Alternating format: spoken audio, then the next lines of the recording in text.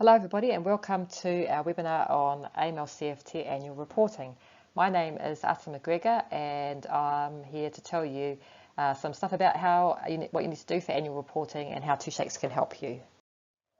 First thing to cover off is you need to be aware that there's actually two versions of the annual report. There's one for Phase 1 entities like banks and financial advisors, and there's a separate report, a slightly different report for Phase 2 entities. So they're different reports. What you can find on DIA's website is a annual report form that you could download, but if you did that you'd get the wrong questions because that's Phase 1. Phase 2, what's called Designated Non-Financial Businesses and Professionals, DNFBP, is what you are called if you are a lawyer, accountant, tax agent, bookkeeper, or a real estate agent. And that follows slightly different questions under Schedule 2A of the regulations. The information about the report, the correct questions, you can find it all in the DIA's user guide for annual AML CFT reports. And I've put a link at the bottom of this page here so that you can go and find that report and download it for yourself. And I really recommend that you do that, it's good. The format to submit the report as well, it's not a PDF this year. DIA are introducing an online portal with access for reporting entities from the 1st of July, I understand. You should register now as a reporting entity and so that you get access to this portal. Let's move on to the report. The report itself has 6 parts, and I'm going to go through these part by part and explain some of the questions in it. So part 1 asks the period of the report, your contact details, and your organisational structure. Important thing to notice here is that the period of the report for your first report will be a partial year for many of you. So for lawyers, it's the full year from the 1st of July to the 30th of June. But if you're in the accounting sector, if you're an accountant, bookkeeper, or tax agent, then you actually do the report for a partial year from the 1st of October. If you're a real estate agent, it's from the 1st of January. Ongoing, from next year onwards, you will do the report for a full year. In 2Shakes, you can go into any of your AML agreements. That's agreements that have a AML logo on them. And if you click on one of these agreements here, it'll take you in to the management page. If you scroll down to the AML CFT records section, then you can see here that you have a button to the Annual AML Statistics Report. And this is one of the ways you can access the report. And you can, to run this report, it asks you to select the period, the from and to period. So again, lawyers, you'll be doing the full year. You'll be going from and to 1st of July, end of June. In the accounting sector, it would be from the 1st of October through the end of June. And for real estate agents, it's from the 1st of January this year to the end of June. If you click on the show button, it'll show you all the statistics for that period that you've selected above. Part 2 of the annual report. The first question asks if you're part of a designated business group. Question 4. Designated business groups are like franchise companies or chains of companies who have grouped together for the purposes of meeting compliance with AML CFT. They will generally fundamentally they'll be under the same risk assessment and the same AML program, which means that just one part of the DBG, the designated business group, can answer part 2 of the annual report on behalf of everyone else. However, all of the other parts of that business group will have to answer the other sections. So parts 1, 3, 4, 5 and 6 all need to be answered by every part of the business group. Just part 2 is answered by one part on behalf of the others. Part 2 then asks about your risk assessment, and it fundamentally wants to know if you meet section 58 of the Act. I've copied in section 58 of the Act onto the slide here so you can see it. And you can see it, and it asks you questions, the date of the last internal review and if you had an independent audit done. Because it's a partial year, you may not have had an internal review done yet, And if that's the case, that's okay. You can just write down the fact that that the date that the risk assessment was prepared.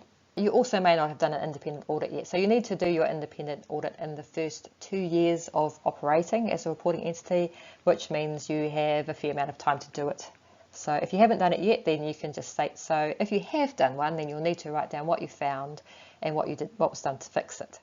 If you have introduced a new service since the risk assessment was created, and it's not covered in your risk assessment, then you'll need to answer some questions about what that was. The next question, question 6, asks about the program, the AML program, and again it wants to know if you comply with section 57 of the Act, and I've copied in that information in here. It wants to know again the date of your last internal review and independent audit. Again, you might not have done your independent audit yet, and that's fine. Carries on to ask what procedures you use to identify people, including beneficial owners, occasional transactions or activity, or existing customers, and so you'll need to answer those questions. Wants to know you've got procedures to handle exceptions in your identity, if you outsource any of your CDD, get someone else to do it for you, and if you use electronic identity processes. In 2Shakes, under the business profile top navigation bar, you can see that we have a drop-down link to the AML page. If you come through to this page, we have an AML documentation section, and in here you can upload your most up-to-date, your latest versions of all your AML documents, your program and your risk assessment. You can add other documents as well. You may put your staff vetting records or your training records here. Anything that you feel is useful to hold securely in the cloud, you can use this to do that. You also see that you've got a link here or another link here, another way to access your AML Annual Statistics Report. Section 3, moving along, talks about products and services. The first product and service is legal persons or arrangements. So it wants to know how many companies, trusts, partnerships, charities, or other types of things you formed in the course of the year, the reporting year. If you act as in the capacity of a director, shareholder, or trustee for your clients, a nominee, director, shareholder, or trustee, it wants to know how many of those you do. It wants to know how many registered officers you provide, and I have copied in here just a screenshot of page 8 of the Accountant's Guidelines, and it shows here a description of the registered officers that you would consider to count here. So there is in-scope registered officers. The next section, 7.4, asks if you manage client funds, and it asks you to estimate how much that's worth, how much of client funds you manage. It includes IR tax transfers, and again we get lots of questions about this, so it's really good to read the DIA's tax transfers explanatory note. And again, I popped a screenshot of it up on the screen here, but you might find it's easier just to use this link and go to the website and read it for yourself. You don't need to know the exact number. It wants to know if it's between 1 and just under $1 million, or over $1 million but less than 10, or over 10 million less than 50. So you might find that it's not so daunting to count it up because there's quite big bands. The next question, 7.5, relates to real estate agents, if you provide services under the Real Estate Act. And then for lawyers, if you provide any of these captured services. Again, it wants to know the total value of these transactions, but it excludes your fees. So for example, if you sold in the course of a year $1 million worth of property, but you took $100,000 in fees, then you would have, your total value of your transactions would be $900,000, which would put you in this first bracket here. The next question, 7.8, is supplementary activities. This is an optional question. This information is not necessary for you to provide, but it is helpful for the DIA. It wants to know if you provide any of these services. The next questions are supplementary questions. The first one asks if you accept cash and what proportion of your business is cash. This includes checks that are made out to cash, so what's known as bearer negotiable instruments. And I've copied page 19 of the guidance on the annual report here so that you can see a description of the sorts of checks that are considered as cash and should be included. Then wants to know if you transfer funds between countries, and if you do, what the value of those transactions is. And again, they're quite big brackets that you can fall into. The third supplementary question asks what your 3 most common products and services are. It's interested in AML and scope products and services. The last question in part 3, question 8, is about customers. So 8.1 asks how many customers you conduct a CDD on in the year. The AML statistics report will show you the total number of AML agreements that you have, or AML customers that you have done using 2Shakes. If you run the report, at the top of the screen you can see new customers here, and you'll want to sum up the number of organisations plus the number of individuals. So you can see here that I have done 7 new customers and completed the AML. The next question, customers 8.2, wants to know the number of customers you conduct the CDD on that were PEPs, trusts, overseas government bodies, New Zealand resident entities or non-resident entities. In the AML statistics report, if you scroll down to the section residency of AML customers, you can see here in the section the residency of them, and also you can see the trusts and the total PEPs as well.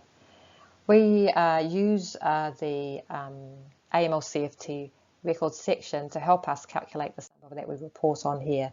So every time you're doing a AML, going through AML in 2Shakes, you have the option to select these flags here, and where it's a non-resident individual or a non-resident organisation, we can count that up. Where it's a PEP, high risk or a trust, all those things are used. We sum up those numbers over the course of the year, and that's how we help you to report on them. The next thing, the third part of the customers, 8.3, question 8.3, is the method of CDD that you did, and it wants you to rank them from the most to the least. The first option is what DIA call face-to-face, and 2Shakes, we call this a manual ID verification. Face-to-face or manual is where you would have done the CDD, the ID verification in the CDD yourself, which means you would have seen the original documents. You would have cited the passport or driver's license. You would have seen the proof of address. When you do that yourself and you use 2Shakes as a manual IDV option, you can upload into 2Shakes notes and files, a copy, a scan of the document. You might have added some text in there to describe what you did, and that's counted as a manual CDD. You can also in 2Shakes do what's called non-face-to-face ID verification, where you didn't cite the documents, and in this case you would have electronically verified the details and using our electronic IDV report. So that's electronic. The third option is a domestic New Zealand intermediary. So this is where you use someone else. Someone else did the ID verification, the CDD, on your behalf. A good example of this is what's called a bureau service. So if you outsourced your AML CDD to someone externally and they did it all for you and you just got the results at the end. That could be done by someone in New Zealand, or it could be done by someone overseas. If you did some other form of CDD, then that would be considered an other. In 2Shakes, if you look at the AML statistics report, there's a section called Identity Verification Channels. And in here, we'll show you all the different ways that CDD has been done on 2Shakes. The first two are the electronic CDDs, successful electronic CDDs, and this is what we would consider non-face-to-face. And in this case, I did 16 people with a non-face-to-face method, and then the remainder here are all manual. So manual successful, started electronically, then completed manually, as shown below as well. The next part of the report, part 4, is sector-specific questions. It asks if you incorporate companies or form trusts that are overseas, and if so, the top 3 countries. if you involved in the receipt and transmission of client money, if you manage client bank accounts involved with bearer shares, provide AML services to others, receive cash for real estate transactions, or do commercial property sales. The last two parts of the report are Part 5 and Part 6. Part 5 asks if you have a ministerial exemption. If you have a ministerial exemption, we all know because you would have applied to the Minister to be exempt from some part of the AML CFT Act. And when you are granted an exemption, then you can describe what that is in Part 5. Part 6 is just simply your declaration and signing of the report. So those are the 6 parts of the report. Important dates to remember. You need to confirm with the IA that you're registered now so that they know that you're a reporting entity. I would suggest very strongly that you download the IA's Annual Report User Guide. There'll be a portal to log on from after the 1st of July, and reports must be submitted by the 31st of August every year. So it's really important that you get your report in on time. My understanding is that you are unlikely to be granted an extension, so you need to try and make sure you get onto it. If you need more help, then you can refer to 2Shakes' online support page on annual reporting and statistics. There's lots of information in there, lots of what I've covered today, and also some additional stuff. So if you want to find out more information, you can look there. You could also choose to book in a 30-minute Zoom consultation session with us where we can give you some specific one-on-one help. Thank you for listening to this webinar. I hope it was useful for you. If you need any help or have any more questions, please contact 2Shakes.